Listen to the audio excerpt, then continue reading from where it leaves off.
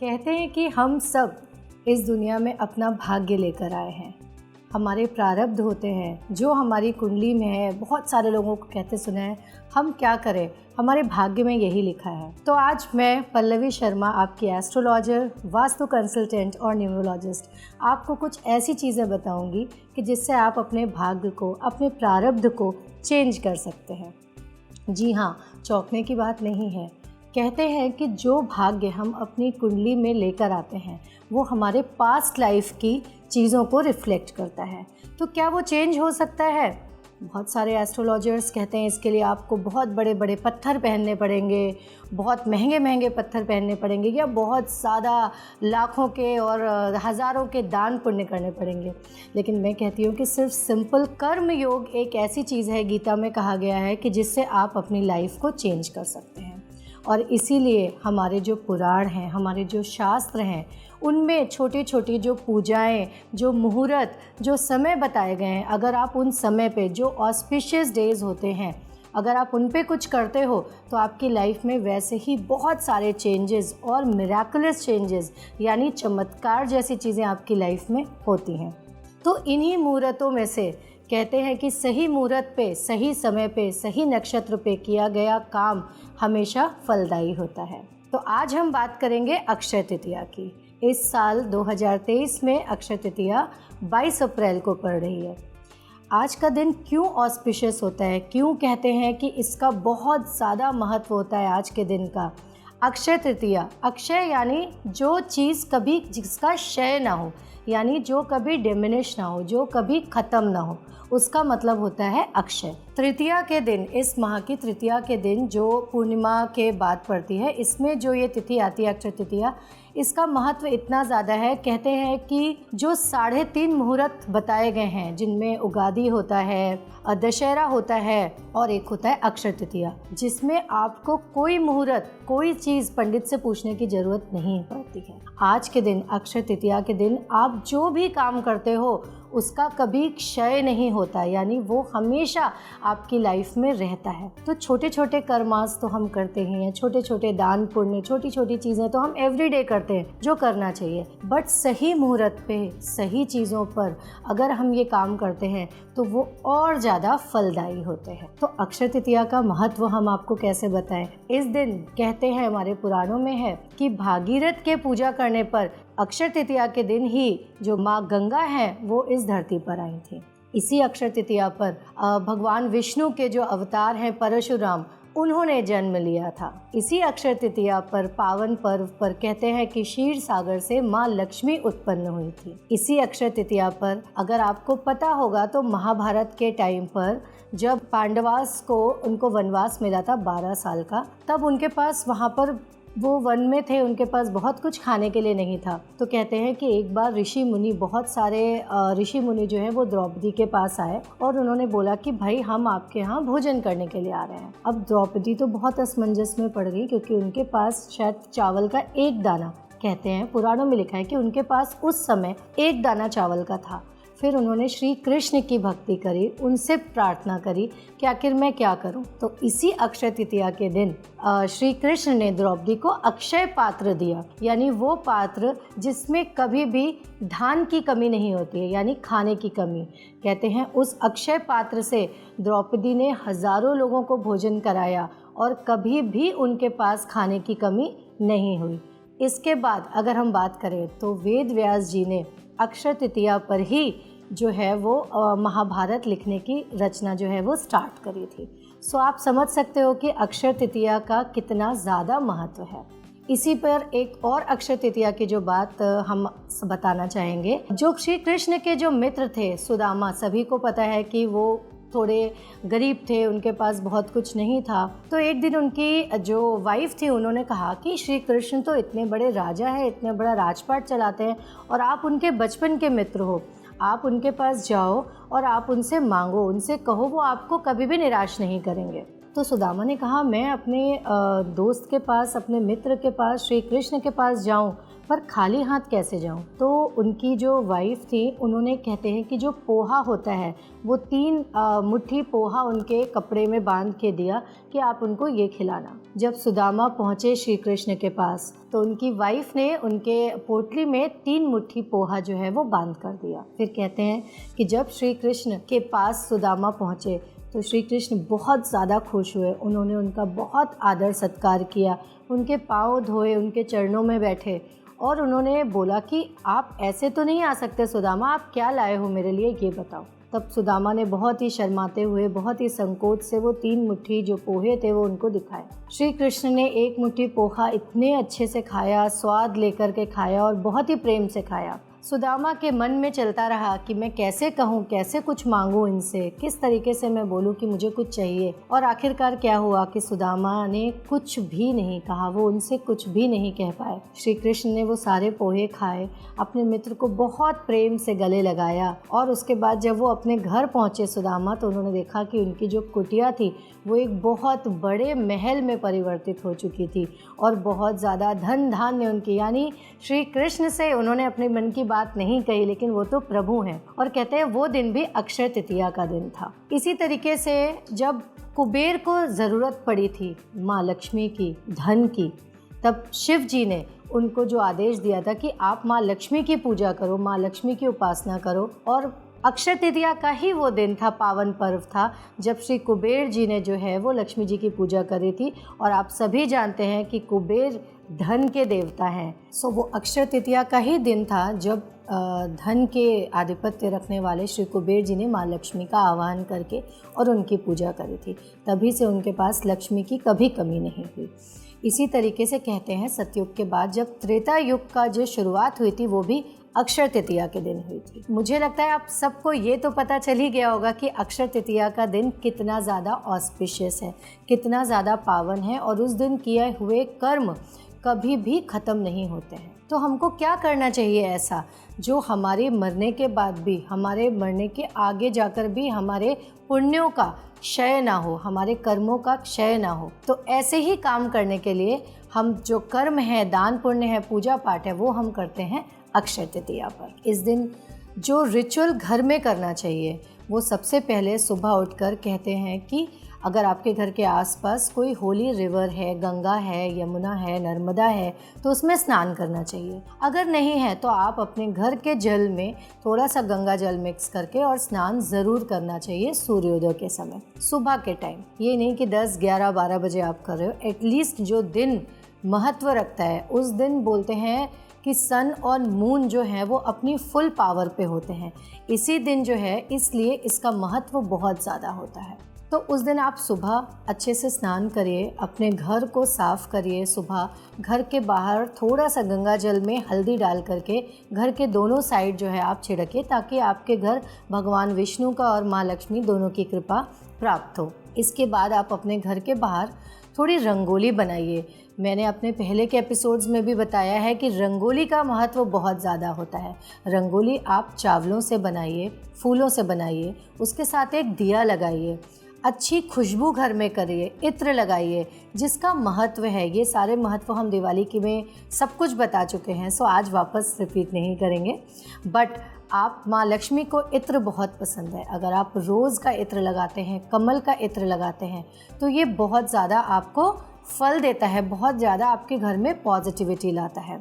इसके बाद आप अपने घर में के पूजा में भगवान विष्णु को, माँ लक्ष्मी को और भी जो भी देवता आपके मंदिर में हैं, उन सब को आप जल दीजिए, उनको स्नान कराइए, उनको कुमकुम हल्दी का टीका लगाइए, भोग लगाइए, फ्रूट्स चढ़ाइए, जो भी आपको लगता है आपके पास है, नारियल चढ़ाइए, क्योंकि अक्षय तृतीया पर नारियल का जो कर्म है, यानी नारियल चढ़ाना या नारियल को दान देना, वो भी बहुत महत्व रखता है। अपने घर के बाहर आम के पत्तों का जो तोरण होता है, आम के पत्ते लगाना बिल्कुल ना भूलें, क्योंकि इससे आपके घर में बहुत ज़्यादा पॉजिटिव ऊर्जा का संचार होता है। अक्षय तृतीया का ही एक ऐसा दिन है जिस दिन भगवान विष्णु को चावल चढ़ता है, इसलिए इस दिन खीर बना के ज़रूर भोग लगाना चाहिए। बाकी का साल मैंने देखा है बहुत लोग जिनको नहीं पता होता है वो भगवान विष्णु को चावल वगैरह रोज़ में भी चढ़ाते रहते हैं, बट ये बिल्कुल भी नहीं करना चाहिए। भगवान विष्णु को जो चावल होता है वो बिल्कुल भी नहीं चढ़ता है। सिर्फ साल के एक दिन, ये जो अक्षय तृतीया का दिन होता है, इस दिन भगवान विष्णु को माँ लक्ष्मी के साथ में चावल चढ़ाया जाता है। इसलिए चावल की खीर केसर डालकर बनाना इस दिन बहुत ज़्यादा महत्व रखता है। ये तो हो गई पूजा की बात। ये तो बातें हो गई कि अक्षय तृतीया के दिन हमको अपने घरों में क्या करना चाहिए। अपने घर में आपको माँ लक्ष्मी की पूजा करने के बाद माँ लक्ष्मी और भगवान विष्णु के जाप करने चाहिए अगर आपको आते हैं।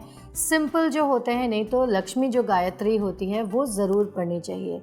लक्ष्मी गायत्री क्या होती है, जिसमें भगवान विष्णु और माँ लक्ष्मी दोनों का जो है वो व्याख्यान होता है।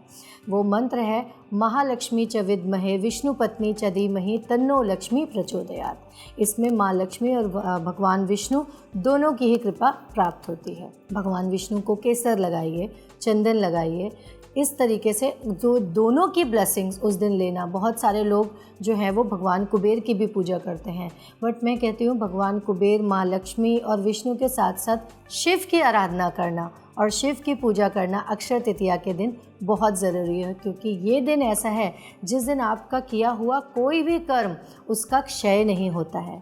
तो क्षय नहीं होता है यानी ख़राब नहीं होता है, ख़त्म नहीं होता है, तो हमें हमेशा अच्छे कर्म करने चाहिए। तो अपने घरों में फालतू के आर्ग्यूमेंट्स में पड़ना, किसी से ग्रजेस रखना, ये आप बिल्कुल भी मत करो, मेरी सलाह है। क्योंकि नॉट ओनली अक्षय तृतीया के दिन, एवरी डे भी अगर आप ये चीज़ें अपनी लाइफ में रखते हो तो ये सिर्फ बढ़ावा ही देती हैं नेगेटिविटी को। तो ये बातें हो गई कि हमको अपने घरों में क्या करना चाहिए। इसके बाद हम बात करते हैं कि अक्षय तृतीया पर हमको दान क्या करना चाहिए। दान का महत्व बहुत ज़्यादा होता है अक्षय तृतीया पर। वैसे तो दान पुण्य हमेशा करना चाहिए, बट आज के दिन अक्षय तृतीया के दिन किया हुआ जो पुण्य है, जो पुण्य कर्म है, उसका कभी भी क्षय नहीं होता है। तो कहते हैं हमारे मरने के बाद, हमारे पुराणों में लिखा है कि जो लोग अक्षय तृतीया के दिन जैसा दान करते हैं, जो दान करते हैं, वो हमेशा मरने के बाद भी उनकी लाइफ में उनको प्राप्त होता रहता है। उसके जो फल हैं वो उनको प्राप्त होते रहते हैं। तो सबसे पहले जो हमको दान करना चाहिए उसमें है भोजन, क्योंकि कभी भी आपको भोजन एक ऐसी चीज़ है जब आप उसका अन्नदान जिसको बोलते हैं अगर आप करते हो, वो बहुत ज़्यादा उसका फल प्राप्त होता है। ये नहीं कि आप कहीं पे अन्नदान कर रहे हो और अपने फ़ोटोज़ खिंचा रहे हो और नाम लिखा रहे हो, नहीं। जो भी दान पुण्य करने हैं वो मन से करने हैं, ना ही ये सोचकर करना है कि आज मैं 10 रुपये दे रहा हूँ तो इसका तो मुझे 100 मिलना ही मिलना है। तो ऐसा मत करो। जो कर्म करने हैं, जो दान पुण्य करने हैं, वो इस भावना से करो कि हम किसी की मदद के लिए कर रहे हैं, किसी के अच्छे के लिए कर रहे हैं।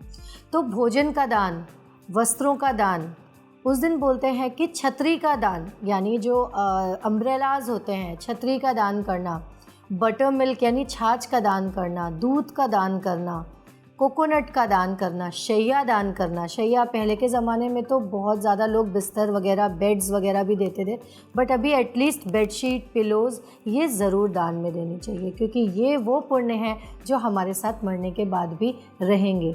जो हम दूसरों को देंगे वही हमें मिलेगा। तो ऐसा सोच के करो कि जो हमें लाइफ में चाहिए वो हमें दान ज़रूर करना चाहिए, अच्छी भावना के साथ।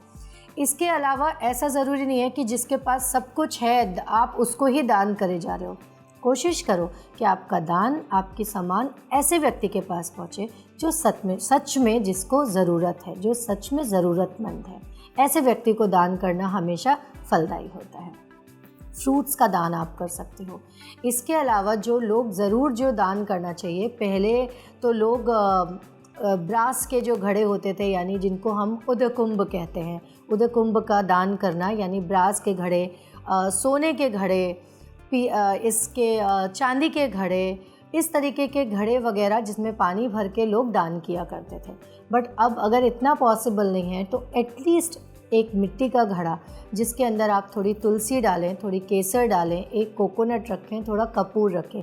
क्योंकि कभी भी किसी को अगर आप कोई पात्र दे रहे हो या अपने घर ला रहे हो, कभी भी खाली नहीं लाना चाहिए, उसका कोई महत्व नहीं होता है। तो जब आप बोलते हैं इस तरीके का अक्षय तृतीया पर पानी का दान करना, जल का दान करना, घड़े का दान करना, घड़े में ये सारा सामान रख के दान करने से आपकी जो भी डिज़ायर्ड विशेज़ होती हैं, यानी जो भी मनोकामनाएं होती हैं, वो पूरी होती हैं। आप करके देखो, आपकी जो विशेज़ हैं आप उस घड़े के अंदर वैसा सामान, शुगर डाल के दो, आप दूध डाल के दो, रख के, मीन्स ये नहीं कि सारा उसमें डाल के दिया, पैकेट्स आप डाल सकते हो उसके अंदर। ये सारी चीज़ें डाल करके आप किसी को, इसके साथ में तुलसी और कपूर जो है वो ज़रूरी है डालना। आप अगर ये दान करते हो तो आपकी सारी विशेस पूरी होती हैं। तो दान का महत्व समझ में आया कि अक्षय तृतीया के दिन कितना ज़्यादा होता है। ऐसा दान, ऐसा पुण्य, ऐसा कर्म जिसका कभी भी क्षय ना हो, जो कभी ख़त्म ना हो। इस दिन लोग खरीदारी भी बहुत सारी करते हैं। कहते हैं सोना खरीदना इस दिन बहुत शुभ माना जाता है, क्योंकि सोना एक तरीके से हमारा असेट होता है, तो जिसका कभी क्षय नहीं होना चाहिए। यानी हमारी लाइफ से, हमारे आगे आने वाली पीढ़ियों से कभी भी इस तरह के असेट्स का, सोने का, चांदी का जो है वो कभी भी कमी नहीं पड़नी चाहिए, इसका कभी भी क्षय नहीं होना चाहिए। इसलिए लोग इस दिन सोना खरीदते हैं, चांदी खरीदते हैं। अगर आप सोना, चांदी ऐसी कोई भी चीज़ें नहीं खरीद सकते हो तो आप जो सबसे लीस्ट जो एक चीज़ है, आप जौ अपने घर पर लेके आओ। वीट अपने, यानी जो गेहूँ होता है, उसका दान भी कर सकते हो और उसको अपने घर पर भी ला सकते हो, क्योंकि अन्न और धन दोनों का जो है कभी भी क्षय नहीं होना चाहिए। तो अन्न भी अपने घर पर लाना जो है उस दिन बहुत ज़रूरी होता है, और लाना ही चाहिए। दान के साथ साथ अपने घर पर भी लाना चाहिए। इसी के साथ साथ कहते हैं कि ये मुहूर्त ऐसा होता है कि इस दिन अगर कोई शादी करता है, जिसको नई प्रॉपर्टी खरीदनी है, कोई नया बिजनेस करना है, कोई भी ऐसा काम नया स्टार्ट करना है, उसके लिए आपको, इसको बोलते हैं अबूझ मुहूर्त। मतलब इसके लिए आपको किसी भी पंडित से, किसी भी एस्ट्रोलॉजर से मुहूर्त पूछने की ज़रूरत नहीं पड़ती है। ये अक्षय तृतीया का दिन इतना ज़्यादा खास होता है, इसकी इतनी अहमियत होती है। आप कोई भी चीज़ जो इस दिन स्टार्ट करते हो उसका कभी भी क्षय नहीं होता है। तो जनरली लोग अपने, अगर मुहूर्त पड़ता है तो लोग अपने घरों के जो गृह प्रवेश होते हैं, या फिर नई प्रॉपर्टीज़ खरीदना, सिग्नेचर करना, पैसे का ट्रांसफ़र, जो भी उनकी लाइफ में महत्व रखता है, ऐसे महत्वपूर्ण कार्य जो है वो अक्षय तृतीया के दिन लोग करते हैं। ये तो हो गया कि जो कार्य हम अक्षय तृतीया के दिन करते हैं, जो दान हम करते हैं, जो पूजा पाठ हम करते हैं अक्षय तृतीया के दिन। ये सारी चीज़ों के साथ साथ आप अगर उस दिन कोई इलेक्ट्रॉनिक्स खरीदना चाहते हो, या अपने घर में कोई भी एक नया चीज़ जोड़ना चाहते हो, नई चीज़ लाना चाहते हो, जो आप सोचते हो कि वो बहुत इम्पॉर्टेंट है और आपकी लाइफ में वो हमेशा होना चाहिए, तो ये सब आप उस दिन कर सकते हो। बट इन सारी चीज़ों के ऊपर जो एक चीज़ है, अपने माँ बाप का आशीर्वाद लेना, क्योंकि किसी की दुआ बोलते हैं वो हमेशा वर्क करती है। तो किसी की भी आप उस दिन कोशिश करो कि किसी का दिल मत दुखाओ। सबसे बड़ी, सारे आपने दान पुण्य कर लिए, लेकिन अपने घर पर आकर के अपने बड़ों से और अपने या फिर सर्वेंट से आपने इतना गंदा बिहेव किया। आप बाहर तो इतने दान पुण्य कर रहे हो, लेकिन जो आपके घर के हेल्पर्स हैं, जो घर की मेड्स हैं, आपने उनको यूं ही छोड़ दिया। तो सबसे पहले चैरिटी बिगिंस एट होम। तो सबसे पहले आपके घर वालों को, आपके घर वालों के साथ आपको अच्छा बिहेव करना है, उनके आशीर्वाद लेने, उनके साथ एक अच्छा बिहेवियर, किसी का दिल नहीं दुखाना है, ताकि उनकी दुआएं, उनके ब्लेसिंग्स का कभी भी क्षय ना हो, जो आपको अक्षय तृतीया पर ज़रूर करना चाहिए। आई होप ये इन्फॉर्मेशन आपको अच्छी लगी होगी। हम फिर मिलेंगे एक नई इन्फॉर्मेशन के साथ नेक्स्ट एपिसोड में। तब तक के लिए नमस्कार।